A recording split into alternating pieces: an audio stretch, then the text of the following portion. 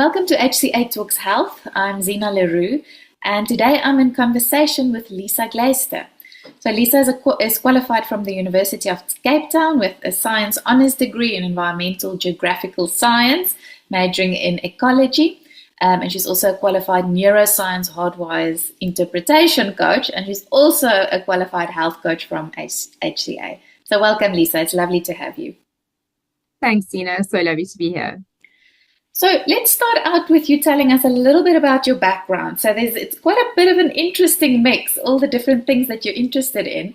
Tell us about when you graduated from HCA and what the journey has been like.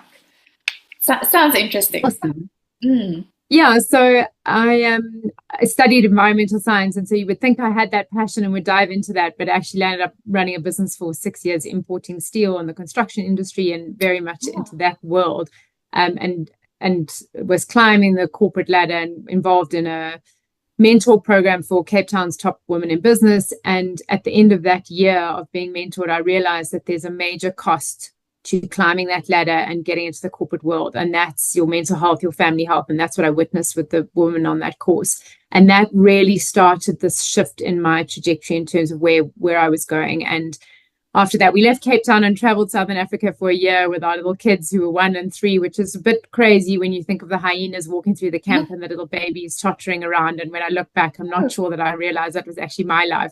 But it really got us to just break away from the environment that I was in terms of just ticking boxes, following a path. And so by being in that space, we kind of opened up our mind and thought differently about where I wanted to go in my life. And we moved to the Midlands and got a little farm and did the whole living off grid and sustaining ourselves, which has been amazing. But part of that, in that journey, my husband got caught in the UK during COVID, and I had a big emotional dip myself, and landed up medicated and just feeling really numb and just realizing that this didn't feel right. And that led me into going to a talk by a neuroscientist who came to do some work with the teachers at our kids' school. They're in a Montessori. Maria Montessori was a neuroscientist herself. And so a lot of the philosophy around the school is developing the whole brain. And so I jumped on board and said, please, can I join the teachers and do this program over the course of that year? And I took it further and went into the coaching of the neuroscience. And so that became my journey of becoming the mechanic of my own mind and getting off medication and being able to put in place the tools that I needed to start developing a new pathway to coping instead of falling back into anxiety and depression. And so I did that course and then realized I really wanted more tools to be able to help individuals move forward. So it was great to be able to understand these tools.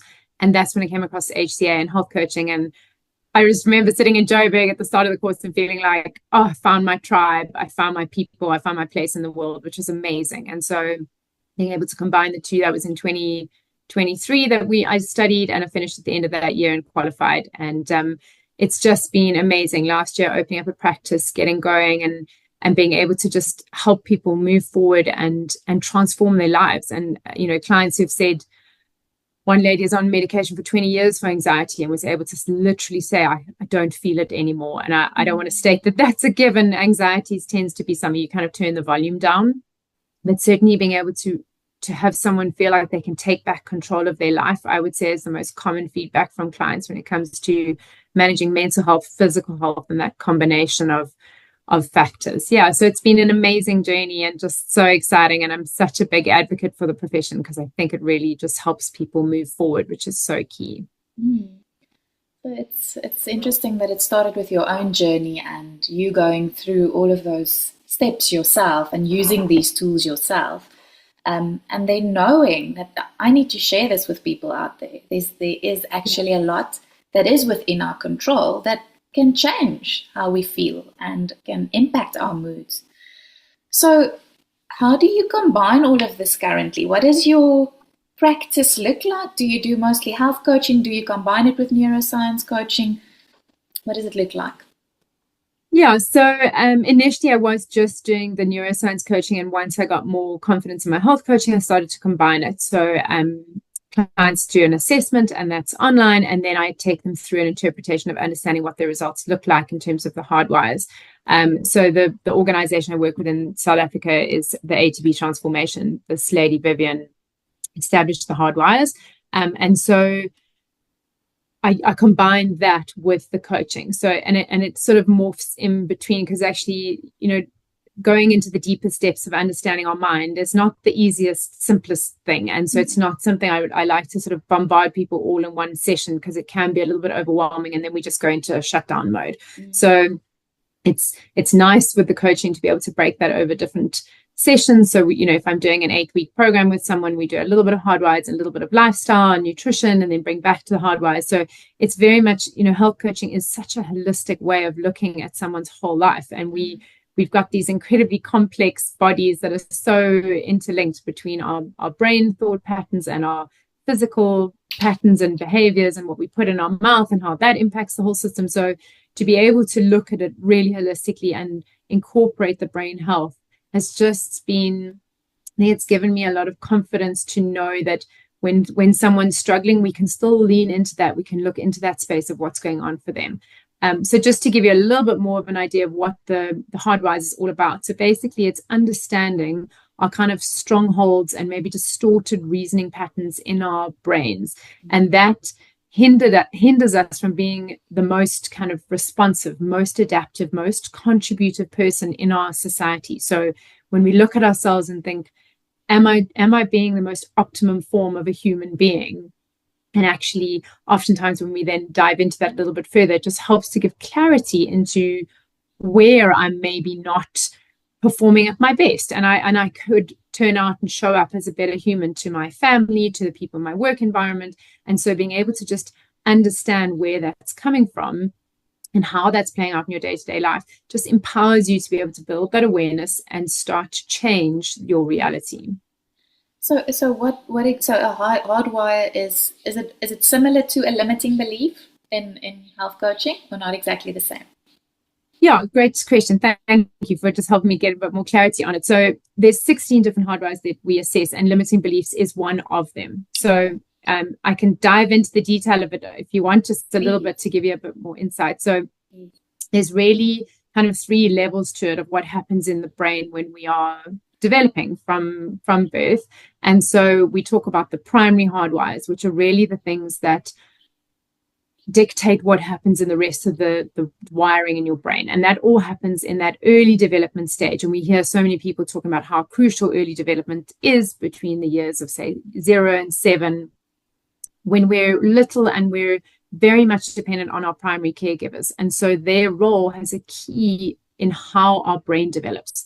So the kind of primary Hardwires we look at, the main ones, is unconducive parenting. So was the child raised in an environment where they were made to feel safe and valued, and that their life and their interests mattered to their primary caregivers? And so there's kind of a two-way split when a person, and even as an adult, is engaged with somebody else. We go very quickly into, am I safe? Okay, I'm okay. I can try this. I can try this muffin recipe. I can go and cut this carrot as a little kid. Conversely, I'm not safe. I'm not okay. I can't. I don't think I can try that. I'm not so sure I want to do this. And so that parenting, unconducive parenting, is all around, was the child able to, between the ages of 0 and 7, just push boundaries, try things, experiment, fall forward in their learning? And so, there's a lovely example of a teacher takes a group of kids to a field, and she drives them up into the field, and there's no fencing, it's just a wide open field. And she says, okay, you can run around and play, and we'll leave in half an hour. And the kids all kind of play around the car because they're not too sure about how far they can go into this field. Takes them another time, goes to a field about 200 meters away. There's a fence, and she says, you can just run as far as the fence. So they all run all the way there, and they go all the way to the fence, and they run around and play in that open space because they have a boundary. They have a safe space. So you can cut with this knife, and we can cut the carrot together. I'm just going to stand next to you. And so it's I'm okay. I can push things a little bit, but I'm still safe because I've got someone here that cares for me. And a lot of that, and I know, Zena, you've talked about the polyvagal theory and understanding the nervous system. That's another big part of it is, was my primary caregiver able to co-regulate my nervous system? So when I'm little and I'm developing, were they calm when I was having my 2-year-old tantrum and throwing my toys out the cot? Did they go, stop that, you really need to stop what you're doing? Or, I can see you're very frustrated. Should we sit down together and just try and look at how we can get those pieces to work? That calming voice, that sense of regulating, you learn how to then regulate as a little child. So that parenting environment has a huge, huge role to play in the development. So does your brain fire to those parts of it that goes, I can try this, I can do this, and it starts to develop that I can feeling and an internal self-belief. So parenting and that parent environment in those primary years is so, so key. The other aspect of it that we assess is abuse. And abuse sounds like a really strong word, and we can always sort of assume the worst. But actually, even that example where I gave of the 2-year-old having the tantrum and the parent goes, that's not okay, you can't shout like that. That is emotional, verbal abuse that is clocked in the child's nervous system as a sense of trauma. And so that really hinders a child's ability to develop. Again, we come back to that being the most optimum human, developing all the most positive parts of your brain. Or do we start to go into that survival space? You know, with the nervous system, we go into that kind of flight or fight. Or are we in a calm, connected space? When your caregiver is being tense with you, you go into survival, and there's not a connectedness that happens there. So those are really two quite key kind of primary ones that then impact the rest of how the brain develops. So another example that I would say scores the highest of all people, so we kind of score a level of how high are these hardwires playing out of 100. And it's kind of an acceptable range, and then when it goes above a certain number, it's kind of, okay, this is firing a lot and it's not necessarily serving you. And so you could imagine it's like a car engine. You're revving really high for a really long time, and you're just in survival. And so all these unhealthy patterns start to develop because you're in survival. You're just coping with your environment. You're trying to please everyone. And so that revving starts to get to that kind of, the car just gives up. The body just goes, I'm done. And so that's where these reasoning patterns can really have an impact on the physical body. Yeah. And so, one of the ones that scores the highest, that people struggle with a lot, is, we call it the Vic mentality, which is one of the hardwires, but essentially it actually comes down to the Karpman drama triangle. So Stephen Karpman was a psychiatrist, and in 1968 he actually identified that reasoning pattern and behavior. And so a lot of this neuroscience is sort of, it gets like repackaged and talked about in different ways. So this particular one I'm talking about, I don't know if you've seen Mel Robbins' Let Them theory that she's been talking about a lot. So that's very similar, a lot of similar things that I'm going to talk about now, where she's just sort of packaged it and used different words, which can sort of make you feel like there's lots of different things, but it's all a lot of similar behaviors in the brain. So in this instance, this drama triangle that he identified was us being, often starts as being a rescuer. So we want to help someone. Let me just pack away my kid's lunchbox, or let me go and get this for my neighbor and do a nice deed. And that starts as the kind of, it's innocently seeming like a kind thing to do. But what happens is, when we're not recognized or acknowledged or valued for that, we fall into this slight little pity party. And that's the victim part of it. It's like, they didn't really appreciate me, and they didn't say thank you. And, and you get into your little sad space. And that morphs into becoming the persecutor or the judge, where you start to say, well, you know what? I'm not going to do that for that person again because they don't appreciate me. And it goes around again. Well, maybe if actually this time I just arrived with this and this and this, and you kind of play it out in your mind of, how can I do it differently? And so that victim mentality is what plays out a lot for people. So they do too much for others without realizing the cost on themselves. And so to break that pattern is really quite key. And part of that is just acknowledging and recognizing the behavior. And we joke, some of the terminology we talk about is called a Vic click. You get a bunch of people together and, oh, my child did this, and my teacher's, my child's teacher did this and this and this, and can you believe it? And we get into this little click, and we all sit in that triangle together going round and round and round. Can you believe they did this? And we now the judge. And so these are just like distorted patterns. We behave in this way because it's just sort of part of our wiring in the brain. But when we can start to recognize that's not serving us, that's not really helping, I want to be a little bit more of a optimum human. I'm going to look forward. I'm going to get out of my clique, and I'm going to look for solutions and get outside of that. That's when we start to rewire the patterns. That's exactly what that helps give a little bit more perspective on some of the hardwires. It does, and it's very interesting. I find it quite fascinating. But I mean, it's called a hardwire, so I'm so glad to hear that. I mean, the thinking would be that it's hardwired into our brain. That's our conditioning, and that's how we're going to be for the rest of our lives. So, are you saying that there is something that we can do about it? Can we change it? Yeah, there's lots of hope, and it's. I think we live in a society where we quite like the quick fix. So I'll just caveat that with this whole thing with it's not a quick fix. It is doing some hard work in the sense that neuroplasticity is a real thing. So that's relatively new science in the last 10, 15 years around understanding that we can, via new neural pathways, that we can rewire the brain. But it takes work. It takes a conscious effort, that will to want to change, and often that requires some provocateur, some person that's going to hold you accountable to that. Zena, you identified that you get into a Vic click quite often. How are you going to stop that? And how's that working? And someone that's going to check in with you and hold you accountable, so that long enough that you can start to break those patterns. I like to think of it like a cow in a field. They always all walk the same path, and they've trodden out the grass, and there's this nice solid earth that they walk on all the time. And it's like that in your mind. You're walking the cow along that path, and now you're going suddenly, oh, stop, right.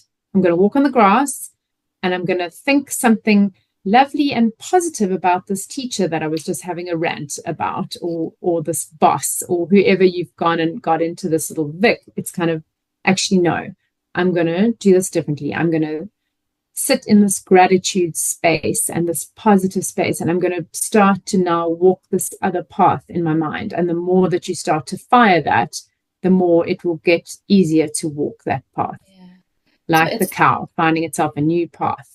So if I understand correctly, it's not a treatment that's done to you. You're not going to sit there passively and change your neural pathways. It's about the action that you take. It's about the different choices that you're going to make going forward, and someone keeping you accountable. So catching that thought or catching that behavior and then changing it, right? Yeah.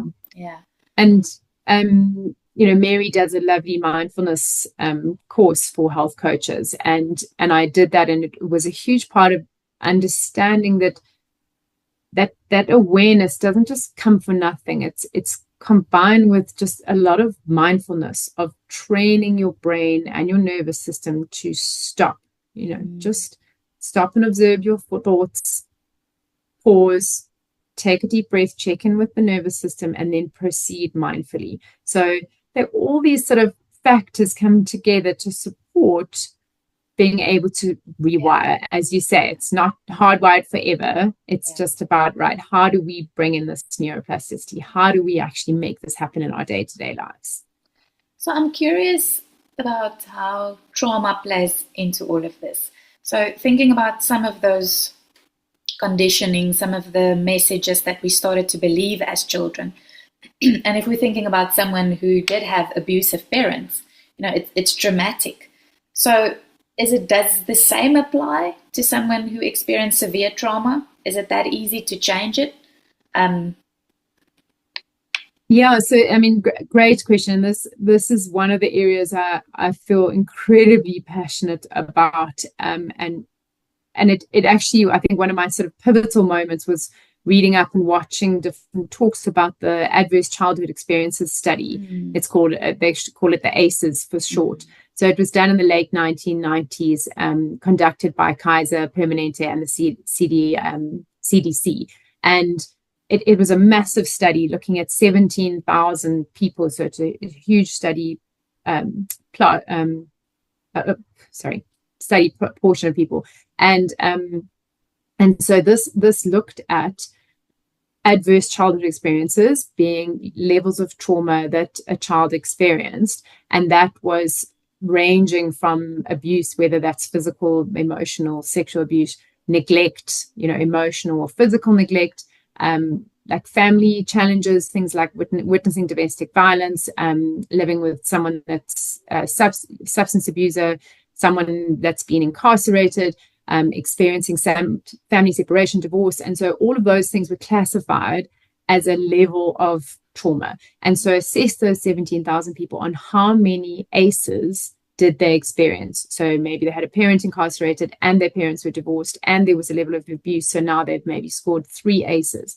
And there was a direct correlation between the more ACEs, so the more trauma they experienced, the worse their medical outcomes later in life. So health outcomes related to things like obesity, depression, stroke, cancer, mental illness, substance abuse. So lots of things that were, so something like a person that hadn't experienced childhood experiences could then have experienced a 200% more chance of having a stroke, for example, because they had some adverse trauma in their life.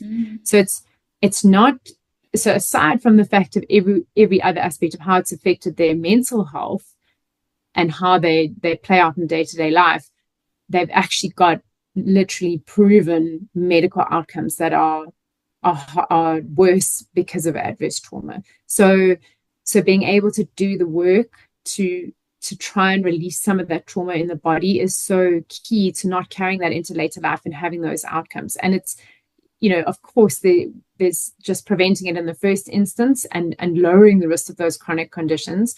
But if it is there, and unfortunately, it is something that as health coaches, we do witness a lot, because you've created a safe space with someone. And so you've built a relationship, and a lot of the time that then will surface through the conversations. And so as a health coach, we're not specifically, that's not within our scope of practice to go into that trauma.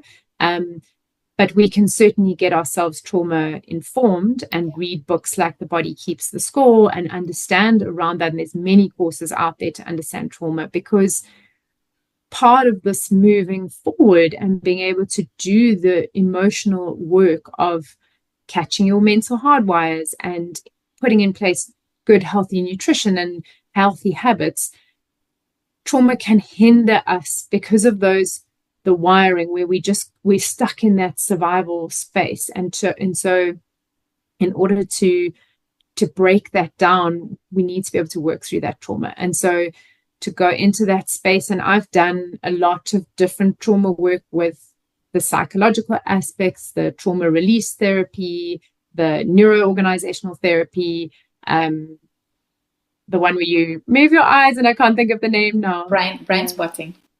Yeah. Or EMDR. EMDR. That was the one. Yeah.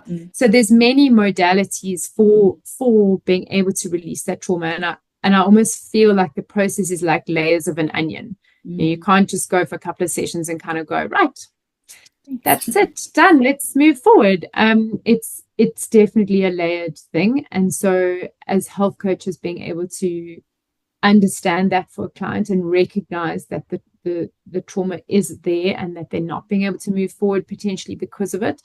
And we will always be there for them and walk alongside them, and they can do that trauma work and be able to still continue to do great work in terms of their health and their lifestyle and weight loss and the things that we can support.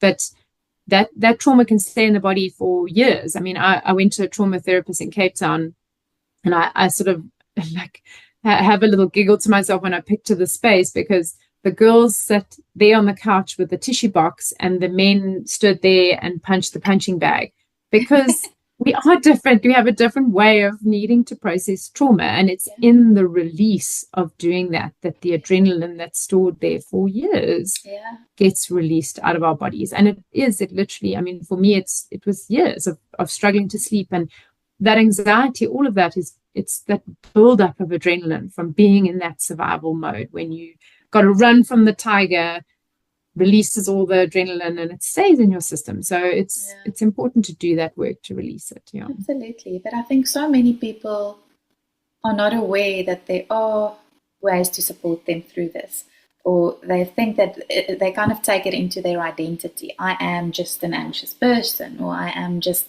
depressed, or whatever. And often it is connected to some early childhood trauma even, right? But as coaches, I think it's very important to have this awareness and to be trauma informed, and to realize that it's our health. It's not just linked to going to the gym and eating the healthy foods. Yes, that's important, but it's so much bigger than that. And like you said, our conditioning, our ways of thinking, those things can come in the way, and it can impact our behavior, the choices that we make around food and movement. So being aware of that, and I think, like you said, it is outside our scope of practice as coaches to work with someone's trauma. Of course, we're not going to do that. But it could even become the G of great, right? The G, the goal might be, how can I deal with my trauma? I want to work through my trauma. That's the goal. Okay, tell me, we don't want to go into too much in terms of how it's impacting you currently, but let's look at the options. What have you tried? What haven't you tried? You can even make a few suggestions if you have partners, referral partners that you work with, and helping them to take action, phone someone, get the support that they need. Have you also experienced that in your work that you do? Do you try to support them to get help from someone as well? Absolutely. And part of it for me as well is I've gone and tried different psychologists and different therapists because I want to confidently be able to, be able to refer people. And so it's not always easy, because sometimes for some people, this might be the first time they're talking about something in 50 years, 60 years. I've had a few clients where I've asked that question, have you spoken to anyone else about this? Because it's important to understand the level of how much they have or haven't processed something. And it's such an honor in our profession to be able to get to that point with someone, because that's a huge thing, being able to share it with you and being able to acknowledge that with that person. That's so brave. I so acknowledge you for feeling safe enough to do that. And I'm so glad we can now work forward, so you really being their cheerleader around how hard it is to have got to that point with you. And then that's what makes this profession so deep and so enriching, is that we really can hold them in the hardest, difficult spaces. And as you say, explore a solution. What does that look like? Yeah. And then they go and they do the therapy and come back. And that's been amazing, being able to witness that. Yeah. Yes. So how do you bring all of this together? So do you do mostly one-on-one coaching, group coaching? What does a typical day in your life look like when doing all of this important work? So I do a lot of group coaching. So I have my clients in the morning. So I do one-on-one coaching. I try and aim for 2 clients a day, because when it gets to 4 on some days, it can be quite intense. So there's a lot of needing to unpack. And so then I generally am running one group coaching program at any one time, because that's also, and then I do that tends to be in the evenings. And so that's harder to get into the deeper work in a group setting, but actually it's incredible how empowering people when they start to be vulnerable and support each other. It's just this like natural, beautiful cocooning that happens when a group of people come together and realize that actually in the vulnerability and in the sharing, and even some of the trauma that comes up in those sessions because other people have shared something in their past, you can really also help even move forward in a deeper emotional space as a group. So I do a combination. I do, like this weekend, we're hosting a workshop on vision boarding, which is awesome. So I also try and do talks and workshops in and around one-on-one coaching and group coaching. And what is the name of your coaching business? And you partnered with someone. Tell us more about Yes. that. So our practice is called Core Health. So we kept it quite generic because actually our vision is to really be a space of bringing in coaches and being able to get the profession out there on a broader scale to larger organizations. And so my business partner is Kath Miller. So she's also health coach qualified before me. We were riding mountain bikes. I do both of those crazy things. We were riding our mountain bikes and she was chatting about the course that she was doing. That's how I found out about HCA. And so I classify her as the ultimate power partner, where 1 + 1 = 5. You know, you bring in the worst and the best of each other and combine that to be a powerful combination. So it's been lovely to have that sounding board. And you know, we do our individual coaching. She's specializing more in the cancer prevention and cancer support. And I'm more in the anxiety and mental health space. Yeah. Fantastic. And you're doing this full time currently? Not yet. I also run a B&B and a farm, and I'm with my children in the afternoons. So I do try and multitask. So I try and get done by 1-2 o'clock with my coaching. Yeah. Ooh, yeah, the full day. Eh? So if someone out there is listening today, they're not sure whether they should become a coach, they're perhaps considering it. Do you have any advice to share with them if someone's perhaps just starting out or considering to start?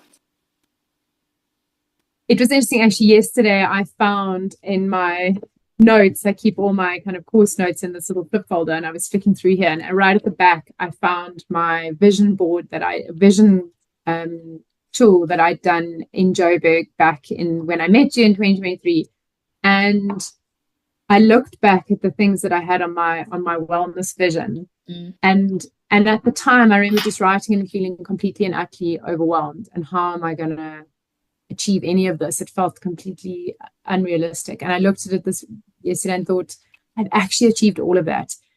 And that transformation from where I was of just being completely anxious and not completely coping well with the day-to-day life to here was my own transformation through this health coaching journey. And no matter what your challenges are, the HCA family create the opportunity for you to reach your vision. You know, you can do it, you can get there. And I I cannot advocate enough for how incredibly powerful that is for all of us to go through our own journey, know that it's possible, and really believe in the process of what coaching can do. And so just that one part that's like massive just for your whole life is before you've even gone and been able to change lives and walk this journey with people. That is, it's absolutely profound. It's inspiring. And the great thing is this work that we do in self-development, it's never a destination, it's a journey, because we're always working on ourselves and improving. And our clients are that constant mirror when they go, oh, I want to go and journal in the morning, and you go, oh yes, that was part of my vision, I also want to do that. And you go and make yourself a reminder that you want to do those, just the little things that constantly help you to become the best version of yourself. And so we're so privileged to do the work that helps us and the people around us. And you know, in the science around like brain development and this optimizing ourselves that we're talking about, when you breed and you have children, those wirings actually regress by 15%. So they get worse in the generation. There's, through your genetics, you pick up some of these traits of behavior. So the more work we can do as youngsters before we have children, it really does help. And so we're being able to not just impact ourselves and our clients' lives. There's a huge knock-on effect of being able to do this work to help humans start to become confident in themselves and believe in what they're capable of. And that's the beauty, that coaching empowers these people, that they have the answers. That's the reality. Coaching is we're there to guide and ask questions, but they know at their core, clients know what they want and what they need to do. And we're just there to help them unearth that. I often talk about it's like a puzzle. I feel like sometimes the client in that first session kind of brings their puzzle and they tip it out, and you've got your 1,000-piece puzzle in front of you, and you kind of work over the sessions on like, putting the pieces back together, but it's not the same puzzle anymore. It's like a beautiful picture of what it never was before, but they've done that, and they've got the pieces, they've put them there, and then you work together to put it back differently up, and they look at it, and there's the vision. Look, I wanted it, and I did it, I achieved it, and you get to do that with people. It's a beautiful thing. Absolutely. And I think it's quite a fulfilling job, right? To help people to become the best versions of themselves, and to get the most from life, and working through the things that are coming in their way. So do you have any last thoughts that you maybe want to leave our listeners with before we end our episode today? Trust the process. Trust the process and patience. I think specifically maybe coming from where I am, a little bit of an anxious person, you set these high expectations, you're running ahead of yourself, and actually just taking those moments to just stop, have patience, breathe, trust the process of your learning as a coach, trust the process that just practicing, just working with clients, even if it's, with a couple of freebies when you're getting started, because I certainly did that. Just any opportunity to say to anyone. I even offered a friend, a couple, like, oh, want some coaching, and like just learning all the time. We're learning all the time through the process. So it is a great process. The HCA learning is everything you need to know, and then you go out there and practice it and build confidence. And if someone wants to reach out to you, where can they find you? Yeah, so our company Core Health is our website's corehealth.org.za, or on Instagram we're corehealth.sa or Core Health SA. Fantastic. Yeah. Thank you, Lisa. Thank you so much. I think there's so much that I got from today's conversation. I'm sure our listeners did as well. Thank you for sharing your own personal story. It makes it more real as well, knowing that we all have our struggles, and there are tools out there to support us and to become a better version of ourselves. And it's really hopeful to know that there is a lot that we can do. There's a lot that we can do to change our circumstances and to start believing in ourselves and become more confident. So thank you for everything. Thank you for the time that you took from your busy schedule to chat with us today, and all the best with everything all the endeavors in future. Thanks, Tina. Thank you so much. Thank you for the time. It's been such a pleasure. If you have a passion for health and wellness, and you would like to make a difference in the lives of others and discover a new rewarding career in health and wellbeing coaching, visit www.healthcoachesacademy.com to find out more.